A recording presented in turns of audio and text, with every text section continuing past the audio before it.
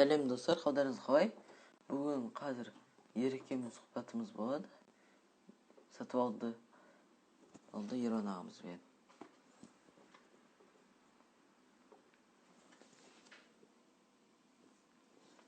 Бүгінгі тақырыбымыз магазинді қалай ашу және оны көтеру туралы болады.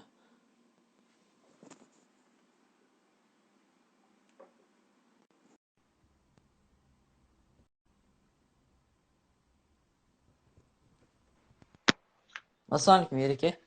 Уағалейкум сәлем. Қалайсыздар? Қалыңыз қалай? Шүкір, Жақсы, жақсы. Аллаға шүкір өзіңіз. Шүкір, жақсы. Ереке, бүгінгі сұхбатымыздың тақырыбы магазинді қалай ашу керек және оны көтеру жолдары. Ең алғашқы өзіңізді таныстырып өтіңізші. Менің есімім Ерлан болады. Мен Алматы қаласында осыдан 2 жыл бұрын дүкен ашқан болатын. Сол бойынша басында дүкен ашпай тұрып, өзімде басында ақпарат іздеген болатын. Содан жоқ болғандықтан бизнес по-казахски деген канал, YouTube каналын ашып, сол жерде өзімнің жаңағы сұхбаттарымды берем, жаңағыдай лайфхактарымды берем. Содан кейін жаңағыдай отчет дегендей, жаңағындай қалай жұмыс істеу керек дүкен жайлы көбінесе ақпарат сол YouTube каналдан таба аласыздар. Одан бөлек бізде Қазақстан бойынша кәсіпкерлер жаңағы дүкеншілердің чаты бар бізде. Аға, көптеген адамдардың маған келетін, дайректке келетін сұрағы, магазинді қанша ақшамен бастаған дұрыс дейді. Және қалай ашсам болады дейді. Осы сұраққа жауап беріп өтсеңіз. Негізі дүкенді әрине ақша көп болған сайын жақсы, өйткені ол жаңағы дүкендің ішінде өздеріңіз білетін шығарсыздар енді. Өздеріңіз бірінші ашпай тұрып, дүкенге кірген кезде қарап көрсеңіз болады. Дүкенде не бар, қандай товар бар, және оған сол товарлардың ішінде не сатылады, қандай зат деген сияқты квадратурасы, соған байланысты ақшаға да, то есть қалтаңызға байланысты бірінші. Егер де мысалы бір миллион теңгедей болатын болса, онда бір 30-50 квадраттай бір дүкенді ашып істей берсе болады. Бірақ оның ішінде жаңағындай алкоголь дейді, ол жаңағы соны құжаттарын туралау керек. Біріншіден ол жаңағы дүкенмен қандай договорға келісімшартқа қол қоясыз, қандай мерзімде, жаңағындай сіздің ипіңіз ба жоқ, әлде ол қожайынның ипісімен қолданасыздар ба, сондай басында келісімшарт келісіп алу керек. Егер де жаңағындай одан бөлек арендадан бөлек өзі жаңағындай коммуналдық қызметтермен договорға қол қою керек. Солармен бірге жұмыс істеу керек. Жаңағы қоқыс шығаратын сияқты компаниялар, электроэнергиясы бірінші очередь ол дұрыс болу керек. Әрине ол қалтаңызға байланысты, миллион теңгеден дүкеннің жаңағы көлемі, квадратурасы дейді. Квадратурасы үлкен болған сайын, ол товарыңызды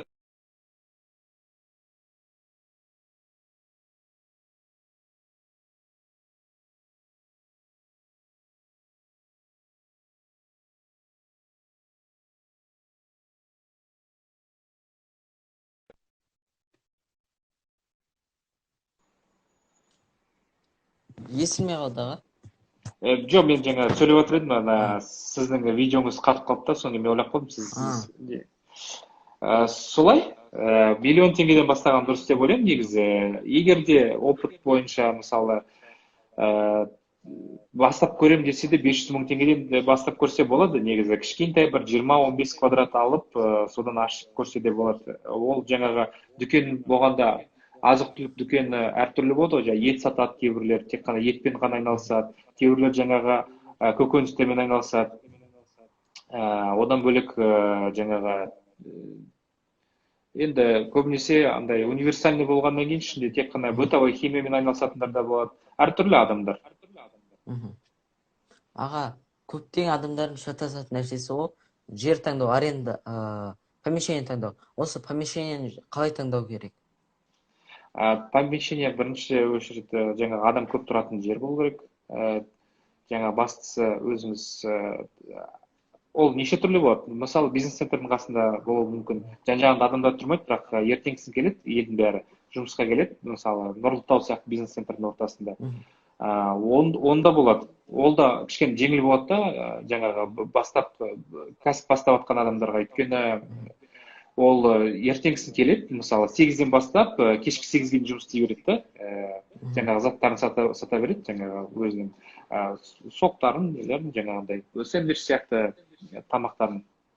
Екіншіден ол жаңағындай ұйықтайтын адам көп тұратын жаңа спальный район дейді, орысша айтқанда. Спальный район ол адамдар көп шоғырланған жер, күндіз адам көп жүретін жер, трафигі жаңағындай жаяу көп жүретін адамдар, немесе сол адам көп тұратын жер, жаңа микрорайон болсын, жаңа жилой комплекс дейді, сондай жерлерде болса, тіптен жақсы, өйткені адамдар күні кешке шейін сояқта болады, жаңағындай. Кейбіреулер үйіне келіп жатады, үйінен кетіп жатады, сол арасында кешке қаратай. Салдан көбісі негізі күндіз емес, көбісі жаңа спальный районда кешке қаратай басталады. Өйткені сабақтан кейін келеді кейбіреулер студенттер, кейбіреулер жұмыстан кейін келеді, сөйтіп үйлеріне тамақ алып, жаңағындай продукт алады, сөйтіп өздерінің жаңа саудасы сол кезде жүреді. Аға, магазинді негізі товармен сатып алған дұрыс па, немесе товарсыз алған дұрыс па? Және көптеген арендатор бар, негізі товармен сатып кетеді. Осы жағдайда арендатормен қалай сөйлесу керек? Негізі дүкенді ол әртүрлі, товармен алса да болады, товарсыз алса да болады. Негізі товармен алған ол жаңағы бірінші сол товармен айтып кетейін, товармен алған кезде ол жаңағы бір-біріне өткізеді, жаңағы толығымен ревизия жасайды адамдар. Ревизия жасаған кезде бір-біріне жаңағындай бүкіл ішіндегі тауарларды санайды бір-біріне. Санаған кезде біріншіден ол жаңағы өзінің срогы дейді, жарамдылық мерзімі. Сол жарамдылық мерзімін қарап, егер ұнамайтын болса, басында келісіп алу керек. Маған кейбір товарлар ұнамайтын болса, мен ала алмаймын деп. Кейбіреулер әйтпесе жаңағы срокта мерзімдері өтіп кеткен товарларды жинап алып, соларды не болмаса таныстардан жинап алып келіп, соларды сатып жібермекші болады да, сондай кезде басында келісіп алу керек. Егер де осындай болатын болса, ренжімеңіз, мен алмаймын, маған ұнамайды. Кейбіреулер болады сыртында жаңағы қорабынан білініп тұрады, ескі екен, 1-2 жыл тұрып қалған товар, соны мысалы кәдімгідей біраз қазіргі бағамен сатқысы келеді. Ондай кезде келіспеу керек. Содан кейін толығымен мысалы миллион теңге деп ревизия жасап біткеннен кейін миллион теңге деп бүкіл құны шыққаннан кейін 20%-ын алып тастап 800 мың теңгеге қолына санап беріп алса болады. Және бір нәрсе, көптеген жағдайда выручканы арендатор бар, өтірік алдап айтып кетеді. Осы жағдайда қалай шынайылығын білсек болады? Ондай кезде мынандай нем бар, ақыл кеңесім. Біріншіден, ол адамның дүкен сыртынан барып 1 сағаттай жай күндіз түс кезінде ертеңгісін 3 рет барып көріп кетсе болады.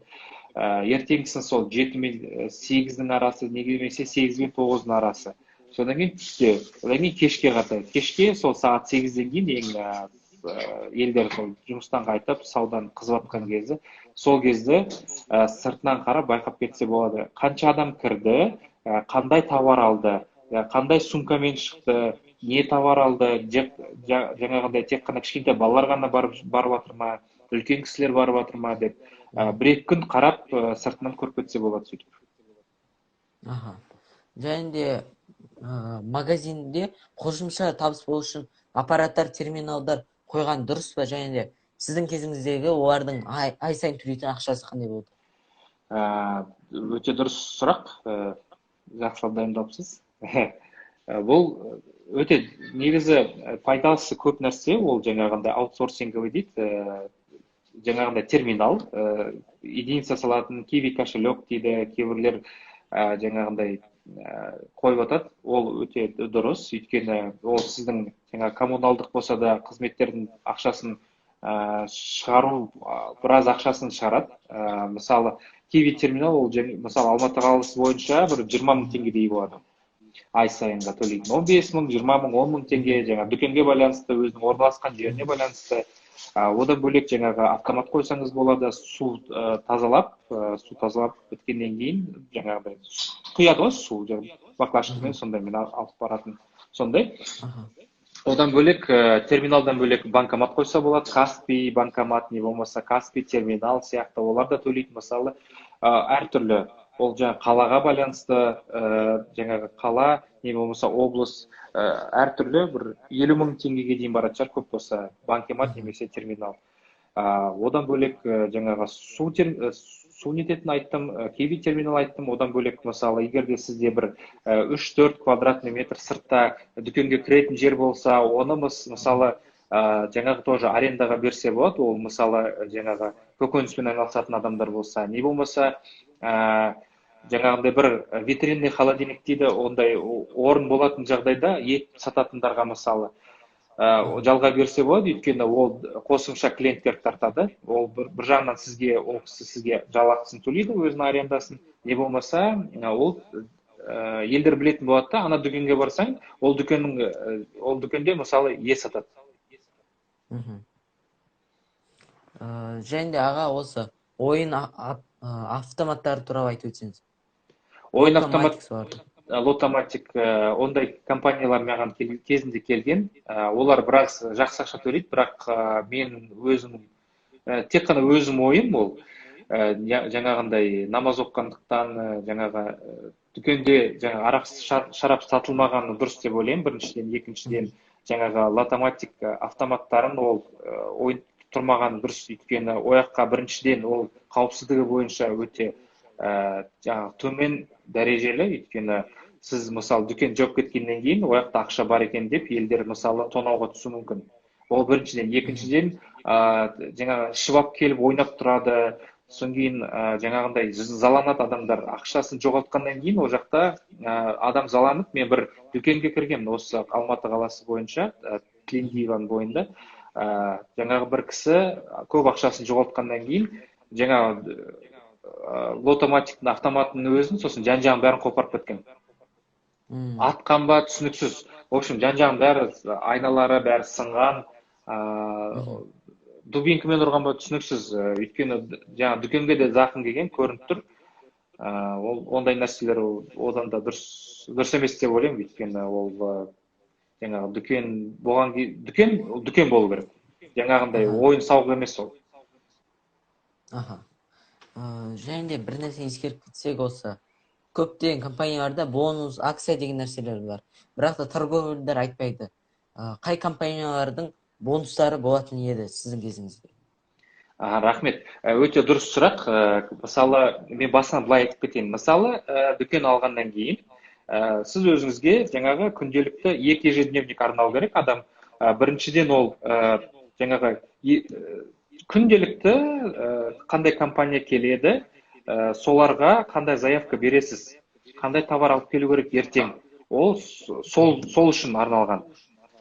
Екінші, ол жаңағы регламент дейді. Мен ол екіншісіне регламент болған кезде, мен оған тек қана нелер жазатын. Мысалы, дүйсенбі келетін DAS компаниясы, ол шұжық алып келеді. Жазасыз, компания DAS шұжық алып келеді, бонусы бар ма, жоқ па, торговый номер телефона, супервайзері кім, бұл компанияларда бонус болатын бар ма, обмен бар ма, жоқ па, соның ақпаратын бәрін жазып алу керек. Содан кейін, сөйтіп жазғаннан кейін сізге бір күнне жоқ дегенде 10 компаниядан бір 20-30 компанияға келіп кететін күндері болады. Мысалы, кейбір дүкендерде темекі сатады. Темекі сатқан кезде ол жаңағы өте пайдасы аз, сосын жаңа бюджеттің бәрін жеп қоятын нәрсе. Ол темекі. Сол күндері жаңа бюджетті аз, басқа товарларды азырақ алу керек. Өйткені ол мысалы 30-40 блок алғанның өзінде бір 4 мың теңгеден есептегенде бір 120-150 мың теңге біраз ақша кетіп қалады. Мысалы, сол компанияларды жазып аласыз, регламент жазасыз. Осындай компаниялардың бәрі күнде келеді. Кола четверг келеді, доставкасы суббота күні не болмаса понедельник күні деген сияқты ол жаңа доставка деп отдельно күндерін жазып аласыз. Өйткені кейбіреулер болады күнбе күн алып келетіндер, не болса с собой деп жазып қойсаңыз болады, өздерімен бірге жүреді кейбір торговый компаниялар. Кейбіреулер ертеңгісін алып келеді, не болмаса кейбіреулер жинап 2-3 күннен кейін бірақ алып келеді. Сол үшін өзіңізге жазып отырасыз. Сол жазып алғаннан кейін уже біліп отырасыз, бонусы болады, акциясы қандай болады. Содан кейін жаңағы торговый представитель келген кезде олар жаңағы олардан сұрап алу керек, қандай бонус болып жатыр, қандай товар бар, қандай товарға скидка бар, қандай товар мысалы жақсы өтеді осы районда, осы біздің районда не болмаса менің алдымдағы продавецтер нені жақсы алушы еді, қандай товарларды мүлдем алмаушы еді деген сияқты сондай бір өзінің рекомендациясын сұрап алу керек. Біраз уақыт өткеннен кейін сіз өзіңіз біле саласыз, мына товар тек қана ассортимент үшін, мынау тек қана жақсы өтеді деген сияқты. Кока-кола мысалы бонус айта кететін болсам, Кока-кола жақсы бонус береді. Одан бөлек Pepsi де жақсы бонус береді. Одан кейін жаңағы майда-шүйде компаниялар бар, бонус береді, өздері айтады. Мысалы, көбіне бонустың бәрін жақсы айтатын компаниялар, ол жаңағы компаниялар саудасы шынымен де күшті жақсы өтетін компаниялар емес. Мысалы, осындай молочка, неме болса, осындай не алсаң жаңағындай, қандай еді менде, бір сметана, бір сармай сияқты бір компаниялар бар. Сондайлар өздері айтып кетеді. Кейбіреулер болады, біледі, мысалы, кола сияқты ма екен, коланың арасында бар. Ол коланың мысалы әр регионда әртүрлі өзінің берілетін бонусы, оның жаңа қандай ай сайынғы берілетін, мысалы жаңа өзінің полк сияқтысы болады. Полк бергеннен кейін олар 10 блокқа дейін береді, мысалы, әртүрлі өзінің продукциясын. Фанта, кола, спрайт, фьюз деген сияқты. Осы айда осындай бонус беріледі деген сияқты. Не болмаса осындай 5 блок алсаң, 6-шысы подарок деген сияқты. Сондай өзінің акциялары көп. Оны жаңағындай сіз басында танысқан кезде супервайзерінен сұрап алсаңыз болады. Егер де мысалы күмәнданып жатсаңыз сол торговый представительге, ол мысалы айтып жатыр, жоқ айтпай жатыр деген сияқты күмәніңіз болса, супервайзеріне звондап міндетті түрде сұрап алсаңыз болады. Өйткені ол компаниялардың өздерінде жаңағындай проверкалер болып тұрады. Және де Қазақстанда продавецтерді қалай таңдаймыз? Себебі көптеген продавецтер ұрлық жасап, левый жасап кетіп қалады. Енді біз жаңағы чат дейміз, сол чатта да анда-санда айтып тұрамыз, осындай адам осындай өстіп кетті деп бір-бірімізбен жаңағы удостоверениесін, не болмаса аты жөнін болса да бір сүйретін болса да бір бөлісіп атамыз. Негізі ол үлкен проблема. Қазіргі таңда көбі бизнесмендерге жаңағы дүкеннің қожайындарына, не болмаса аренада отырған адамдарға өте проблема. Оның алдын алу шарттары бар, конечно. Оны мысалы біріншіден сіз договорға қол қоясыз. Ол сізбе жұмыс істейді кәдімгідей. Жаңағыдай должностная инструкция дейді, жаңағы ответственное лицо дегендей, сондай бәрін жазасыз договорға. Жазғаннан кейін оған әртүрлі жаңағыдай стимулировать ететіндей сататындай процент қоясыз. Не болмаса зарплата және жартылай процент қылдырып па алдамас үшін. Енді алдап жатса, енді білмеймін. Енді мысалы қазір автоматизация дейді. Мысалы мен өзімде автоматизация қоймай тұрып, менде де мысалы дүкеншілер болды, бірақ біреусі сөйтіп естідім чет жағасын. Клиенттердің өздері айтады, неге бағасы осылай, не болмаса ай осылай ғой деймін деп күмән туғызады да. Что-то сіз мына продавецсіңіз, осылай деп өздері кейде айтады өзім тұрған кезде. Сондай кезде енді одан кейін қалай тексерсем екен деп бір күмән болады. Содан кейін автоматизация қойдырдым. Жаңағындай сканер штрих-кода кәдімгідей барлық товарлар жаңағы электронды түрде бір ревизия, 2 ревизия жасадым. Содан кейін недозача шықты. Сосын 2 апта, 1 апта, 5 күнге дейін сөйтіп қысқартқаннан кейін уже пайда уже түсінікті. Ол адам, мысалы, именно осы адам жұмыс істеді, бірақ жетпейді. Мысалы, сөйткеннен кейін уже түсінікті. Пайдасы аз, ақша аз, товар да аз, что-то. Содан кейін енді шығарып жүресіз жұмыстан. Оны енді былай 100% осы адам ұрлайды деп, осы адам ұрламайды деп, ол басында алған кезде үйтіп сене алмайсыз, өйткені адамдар әртүрлі болады. Жаңағы кейбіреулер енді перспективаға жұмыс істейді, кейбіреулер енді бүгін қазір алып қалсам екен, жұмыстан шығып кетсем де бәрібір деген сияқты, ол адамға әртүрлі. Сол себептен енді байқап істеген дұрыс. Өзім рекомендация бойынша айтатыным, біріншіден автоматизация қойыңыздар.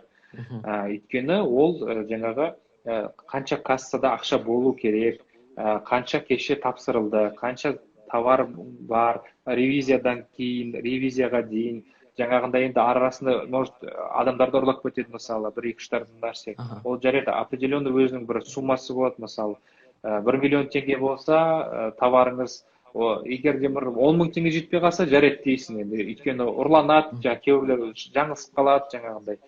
Ал егер 100 мың теңгеде 10% жетпейтін болса, онда ұрлық бар деген сөз. Және де қандай программаларды кеңес бересіз, қандай программаларға?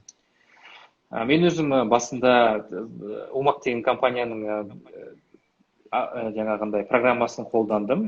Программасында енді арасында әр программада ондай нелері болады, өзінің жаңағы проблемалар дейді ғой. Бірақ қолданғаннан кейін бір жағынан ыңғайлысы ол жаңағы сотовый телефон арқылы көре бересіз өзіңіз сатқаныңызды, кім не сатты деген сияқты. Возврат болады кейде, сондай мысалы қарызға алады елдер, даже қарызға беретін функциясы болады. Одан бөлек өзім кезінде жалдамалы жұмыста істеп жүрген кезде 1С-мен біраз жұмыс істегем. Сол 1С-де ол да жақсы, бірақ қандай поток кезінде, адам көп болған кезде жаңағындай Умак сияқты емес та, андай именно сататын, продавец сататын жерлері кішкене қиналып қалады, біраз уақыт алып қалады. Кейбір адамдар болады, шыдамайды да шығып кетеді, мысалы. Одан бөлек жаңағындай неше түрлі торғай деп жатады, қазір көп шығып кетті, өзім қарасам тез дейма, қазір сондайлар шығып жатыр, смарт сату деген сияқты.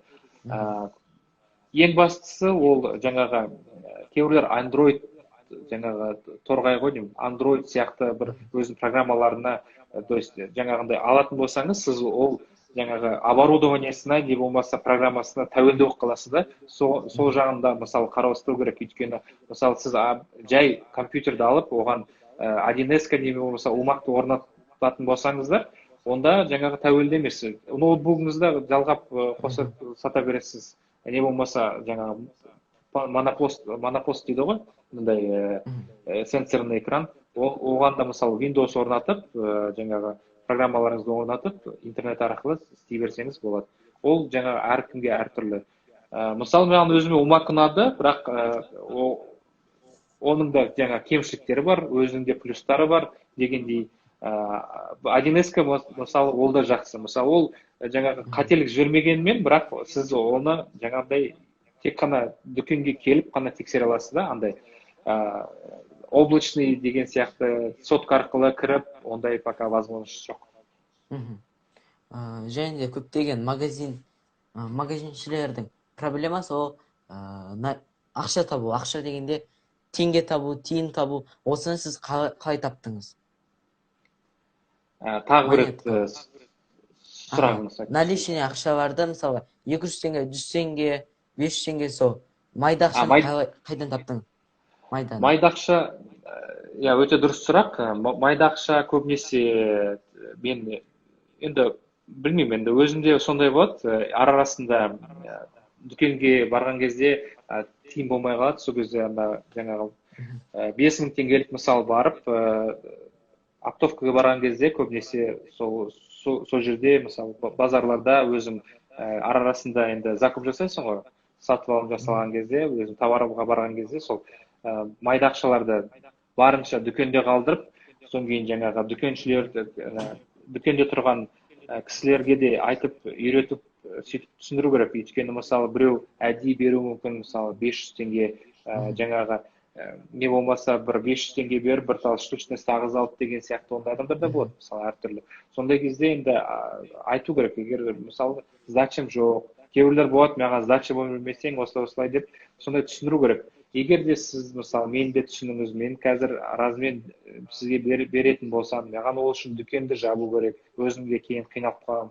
Дүкенді жауып басқа жерге барып ақша іздеп майдалап сөйтіп қайттан келгенше менің проблемам көбейіп кетеді. Сол себептен мені де түсініңіз деп клиенттерге түсіндіріп айту керек. Одан бөлек жаңағы оптовкалерде, базарларда жаңағы товарға барған кезде сол кезде майдалап алып келіп әйтеуір сөйтіп біріне келтіріп әйтеуір сөйтіп майда болатын бізде. Аха. Және де оптовкаға сіз апта сайын барасыз ба? Осы оптовка туралы айтып өтсеңіз. Оптовка жайында мысалы, оптовкада мен көбінесе нелер алатын, бытовая химия деген сияқты. Өйткені Procter & Gamble компаниясы өзі келеді, мысалы келеді, торговый представительдері. Олардың бағалары өте кішкене қымбаттау болатын неге қарағанда, оптовкаға қарағанда. Оптовкада мысалы бытовая химия, ол өйткені срогы жақсы, жаңағы алатын болсаң, жаңағындай дәретхана қағазы деген сияқты. Сондай нәрселерді мен көбінесе оптовкадан алатын, өйткені ол жақтан енді ол тамақ емес та, ал мысалы жаңағы сүт сияқты, колбаса, шұжық сияқты, ондай нәрселерді енді әрине фирмалардан аламыз, өйткені біраз бағалары кішкене қымбаттау болады, бірақ ол өте қатты емес, өйткені олардың жаңағы обмен дейді, жаңағы мерзімі өтіп кеткеннен кейін ауыстырып береді, мысалы фирмалардың бір жақсы жері. Ал оптовкада болса, ол уақыт өтіп кетті, болды, енді апарып ауыстырып бере алмайсың. И апта сайын баратын, иә, апта сайын, өйткені ол кезде біраз басында енді қиналып, опыт аз болды. Сол себептен біз неге оптовкаға апта сайын барып, жаңағы темекі болсын, жаңағы кейбір нәрселерді алатын, бірақ кейіннен аптасына бір рет жасайтын ғой. Бірнеше рет баратын да, бірақ кейіннен уже уақыт өте келе аптасына бір рет қана барам, білем қанша бір аптаның ішіне қанша товар не алу керек екенін, соны ғана алып, сосын қайтып келетін. Аха. Және де сіз қанша уақыттан кейін таза табысқа кірдіңіз? Бірінші ай, әрине, бірінші айдан бастап, құдайға шүкір, жаңағындай табыс бола бастады. Өйткені мен жаңа видеоларымда көрсеңіздер, мен жарты ақшасын сол дүкенге ашу үшін мен ақшаның жарты ақшасын қарызға алған болатын. Сол жылдың соңына дейін мен сол жарты жылдың ішінде сол ақшаны қайтарып тастадым. Өйткені ай сайын сол бірден ақырындап табыс келе бастады. Өйткені біріншіден ол өзім тұрдым, екіншіден товарларды, жаңағы ішіндегі ассортиментін, жаңа елдерден сұрастыра бастады. Сосын клиенттер келеді, сұрайды, осындай товар бар ма деп. Сөйтіп өзіме жазып алып, уже біле бастадым, қандай товар өтеді, қандай өтпейді. Кейбіреулер болса лақтырып жүріп, сондай да болды. Тым ескі товарларды алып қойып, жаңағы ішінде арасында мерзімдері өтіп кеткен товарларды да алып, сол алып қойғаннан кейін енді болады ондай. Әйтпесе былай, конечно, бірінші айдан бастап менде бола бастады, жаңағы табыс көзі. Бірінші ай сол 100 мың ба, 120 мың теңге ма, сондай бола бастады. Және магазиніңіз... Естіліп жатыр ма? Аға айта беріңіз. Естіп жеті айта беріңіз. Қатып қалдыңыз, иә. Мен қатып қалдым ба? Мысалы, жоқ, қазір жақсы болды. Арасында қатып жатыр да, зависать еткен сияқты.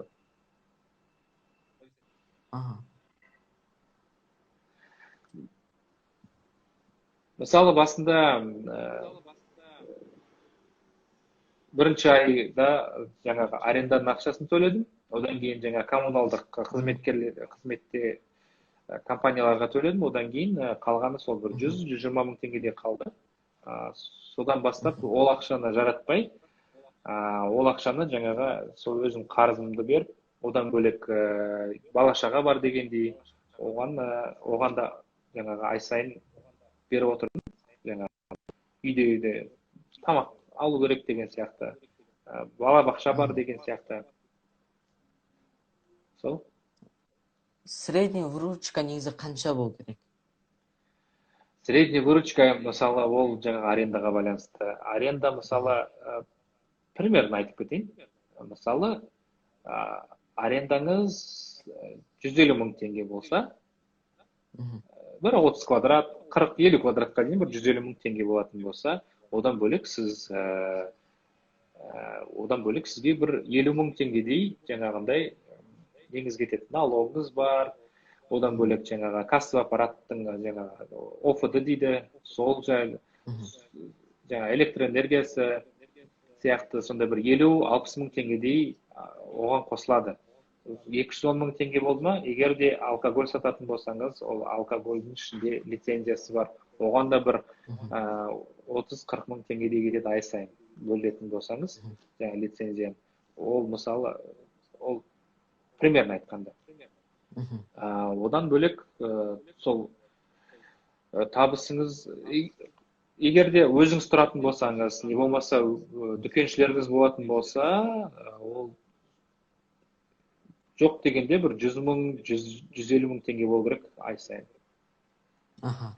Және сауданы көтерудің қандай жолдары бар?